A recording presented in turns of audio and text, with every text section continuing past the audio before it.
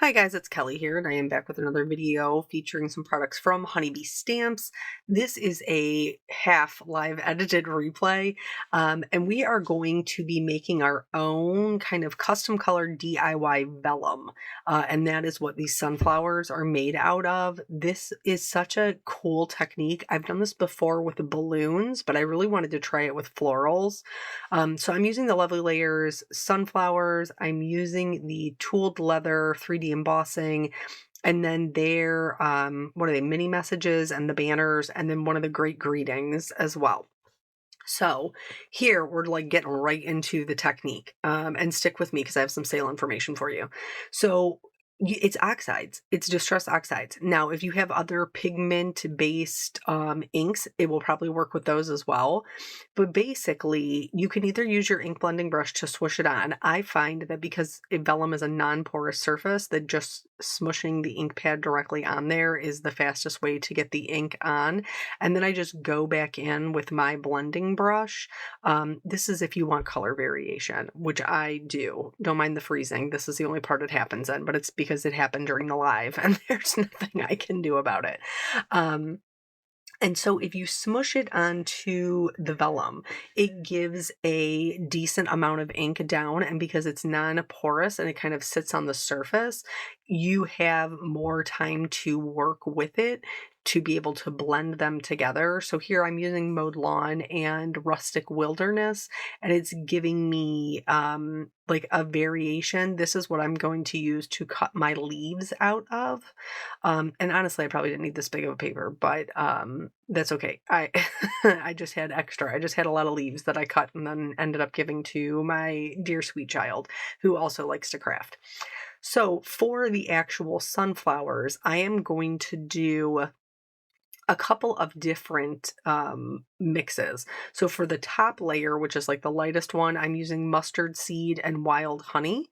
And so I'm smushing those down, and you can see for these ones, I know I'm going to need the full sheet of paper. So I'm just going to smush it all over right out the gate. And then see this little tape trick? I put low tack tape on my fingers so that way I can hold it in place without picking the ink up off of the vellum, but also then transferring the ink onto my fingers. And this actually works really, really well. So I'm just going to go through. For the second layer, I did the wild honey and I added carved pumpkin. So this is kind of like a nice mid-tone. So basically, as I went through, the darker color then became my lighter color for the next layer. I hope that makes sense. And so I'm just blending these out just like I was before, adding that. You can see like the color variation is a little bit different, and you'll really be able to see it once they're all next to each other. You do have to give these a little bit of dry time because it is, again, a non-porous surface and we're putting ink on top of it, but it does eventually dry. And then for the last one, I'm using carved pumpkin and crackling campfire. So some tips for this is you do want a heavier weight vellum. You don't want a thin vellum. A heavier weight vellum is going to be better for die cutting, which is what we're going to be doing. It's going to be sturdier and it will hold up and curl less. Not that it won't curl at all because it is thinner than cardstock, but it will curl less. And you also want a little bit of a heavier weight cardstock in case you want to heat set it. I did heat set mine. So here, this is the top layer, the middle layer, and then I'll bring in the bottom layer. And you can see how all three of them are different levels of yellows and oranges. Here, I could totally see, I'm like tilting it in the light to try to show you that it's still wet. And so I'm going to hit it with my heat tool. You don't want to stay a long time on your vellum with your heat tool because it can kind of curl it up and melt it. But so you can see, like I'm kind of flittering around like a little butterfly, like I'm just all over with my little heat tool because I don't want to leave it sit too long.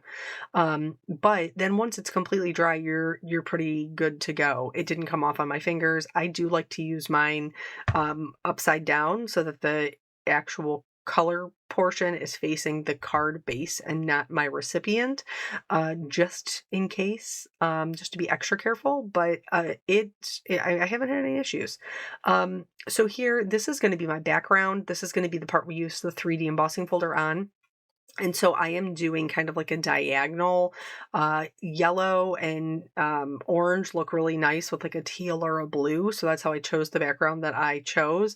And I cheated by picking colored cardstock to begin with, because then I don't have to do as much work to put all the ink down. Okay, let's talk about the sale. So Honeybee is expanding their warehouse situation. They're moving from their current warehouse that they have to a different warehouse, and this has been kind of a long time coming. And so they are having a moving sale. Isn't that fun? So they are offering 15% off. They're offering 15% off site wide, and there's no code needed. So it just comes right off in your cart. And we have to go back to the card. But the 15% off is also applied to the clearance section. We'll come back and talk about that in a minute. So here I am taping my vellum. So that's what I'm telling you is the inked side is down, is facing my white cardstock. And I'm taping the vellum to my white cardstock because sometimes thinner materials, vellum, acetate, things like that, can kind of give us a little bit of a hard time when we are die cutting them. So if you back it with another piece of cardstock that gives the die kind of something to bite into, a lot of times you'll get a cleaner cut. And so that is why I am putting the other piece of cardstock underneath it. You could absolutely try it without. I was just on a live stream and I had to make sure that it was going to cut. Also, then I just take those white ones. The color didn't transfer to them. So I just take them and tuck them into the packaging, and I'll use them again. In fact, I tried to use them again for another live stream just last week before, and and I couldn't find them. Susan, who is a longtime follower in the live streams, she was like, "Yeah, I bet it's in a safe place," and she was 100% right. It was in a safe place. It was in a bin I didn't realize. So, so here I'm just, every time I'm running the flower layer through, I am cutting another leaf. Look at how great these leaves are. They kind of like curl up. They look really realistic. They have a lot of color variation. I love them. I really was thrilled with the way that they came out. And then, for the flower portion of it, it cut super clean. It cut both pieces out, the white and the vellum. And because we're taping to what is technically the back side, the uninked side of the vellum, I don't have to worry about pulling any of that color off or anything like that. And then I'm just going to go ahead and keep running these through. Ultimately, I cut 3 full sunflowers and a plethora, a multitude, a veritable cornucopia of leaves. There was a lot.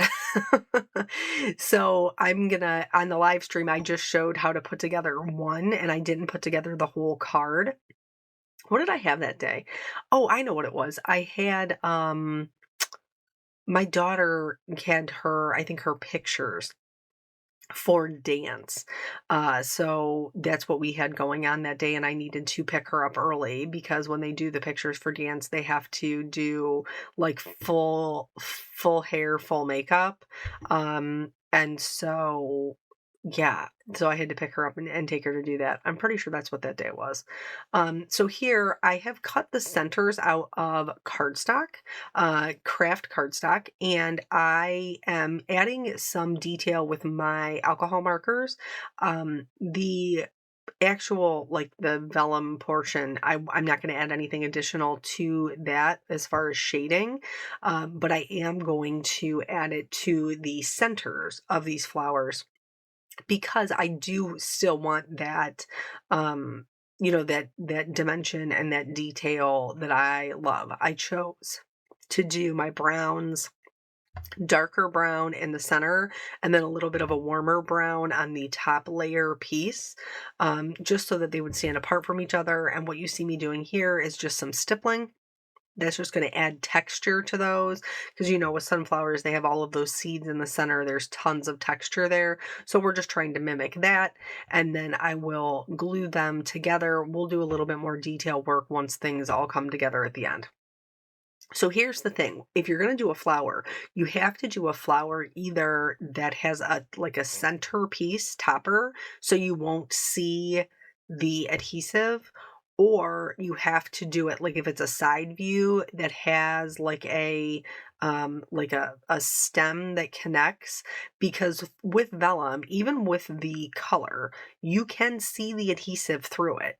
Like you're going to be able to see it here in the center. So we have to be able to cover that up. Otherwise, it's not going to look good. So I have my base piece, my middle piece, and then my top piece. And these all layer right on top of each other. I'm not worried about the center adhesive being seen because I do have that cardstock colored center. And then I will also position all of my leaves underneath the petals so you won't be able to see where that adhesive is either. But look how fun this is. All of these little petals are transparent and they're building up on each other. So all the colors are not just different because we did them different colors, but they're different because of their different opacity. I think it's really fun. This is sped up. I did decide to go back and add a little bit more inking over the top once it was embossed. And I am just going over the same pattern that I already did, just reinforcing that diagonal. Adding the ink on top does give us a little bit more definition to those pieces, especially this Uncharted Mariner. You can really see that detail in the tooled leather kind of pop. For the sentiment, I chose to trim this out of some dark teal so that it would, kind of go with the background. And this one just says hugs friend. And then those mini messages, I'm going to do one that's just like a little encouraging kind of sub sentiment. I cut one out of teal and then I cut two more out of white so that I could stack them. I didn't like these are on the thinner side, and so I wanted them to have a little bit more weight and kind of be raised up off the card. So this kind of technique does work really well to kind of just reinforce them. Um, yeah, so this weekend is kind of a busy weekend. I am also teaching the chapter and charm class this weekend, which is fun. If you purchased that, you'll have access to the class. If you are still interested in it, there's still some available on the website as well. I'm very excited about this one because I am a book lover. So here I started with a portrait style card and I wasn't loving the way things were coming out. So if that happens to you, try changing your orientation. Try, flip it, swap it, see what you can do. So I ended up actually, even though I don't typically go to a landscape card, that is how I ended up putting this one together. You can see there I had the sub-sentiment stamped in teal on white, and I didn't really love that. So I decided to switch it again and stamp it in white on teal. This is the same colored cardstock that the die cut sentiment is out of. And this little sub-sentiment says, sending paper hugs your way, which I thought was cute and kind of matched the little hugs friend. I trimmed that out with the mini messages banners. Oh, I said we would talk about what was on sale. Right. So the 15% off is an additional 15% off of already like the clearance and overstock prices. And there's a lot of good things in that section. And especially if like you have been a fan of the Lovey Layer series, like these sunflowers here, and you wanted to, pick some up, they do have some that they are retiring that are in there. So it would be whatever the clearance, sale is, and then an additional 15% off, which is really great. And I think that runs through, I think it's the 16th, to be truthful. I think that's what it is. So here I'm just starting to build the card up.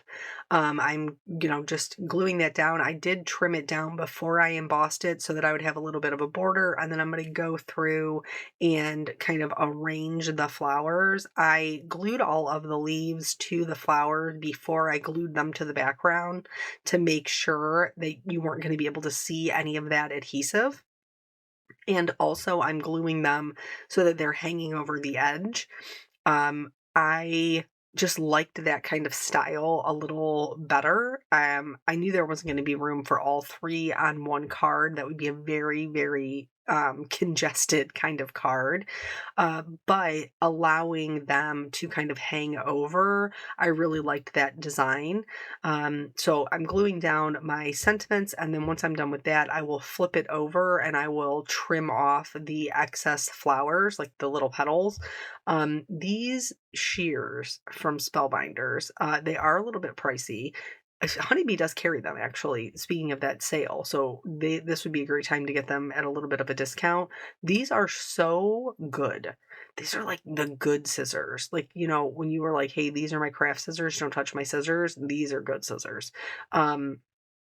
So I always recommend them. So here I'm adding some sparkle to the flowers, and I added it to the center, and then I also added it to like the top the top petals, and then I'm going to go in and add some white gel pen highlights to the centers just to help them kind of pop and add that detail. I really think the flowers are so pretty. I love this technique.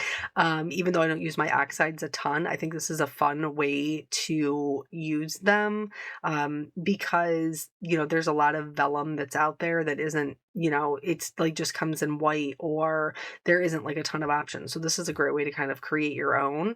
And I'm just floofing up my petals here. So I hope this inspires you guys to give this technique a try. Don't forget to check out that sale. Everything's linked below. Thank you so much for joining me. I always appreciate your time, and I'll catch you on the next video. Bye.